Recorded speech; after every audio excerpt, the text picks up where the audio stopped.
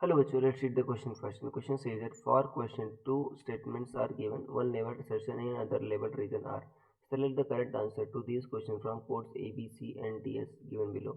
Option A says that both assertion and reason are true, and reason is correct explanation of assertion. Option B says that both assertion and reason are true, but reason is not correct explanation of assertion. Option C says that assertion is true, but reason is false. Option D says that assertion is false, but reason is also false. Assertion says that STD current flows in metallic conductor of non-uniform cross-section. Reason says that the current density in metallic conductor of non-uniform cross-section is also constant. So student सबसे पहले आपको समझना होगा की concept क्या use हो रहा है. सो की कंसेप्ट इज करंट डेंसिटी. क्या है आपका करंट डेंसिटी? देखो करंट डेंसिटी क्या होता है? Current per unit area. ठीक है, तो जे क्या होता है आपका I by A. Steady current flows in magnetic conductor of non uniform cross section.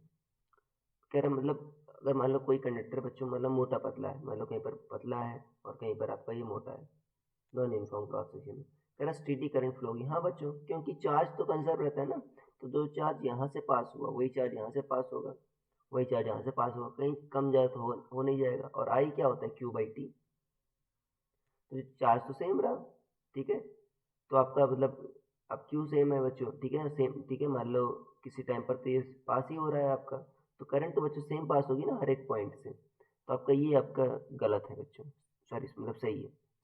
CD current कर रहा है ना बच्चों, सीडी करंट तो पास होती है, मतलब ये आपका सही है.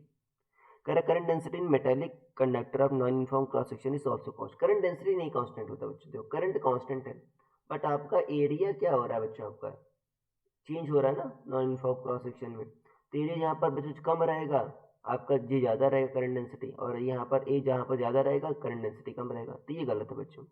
Assertion is true and reason is false. तो आपका ऑप्शन नंबर सी सही है. So I hope you understood it well. Best of luck.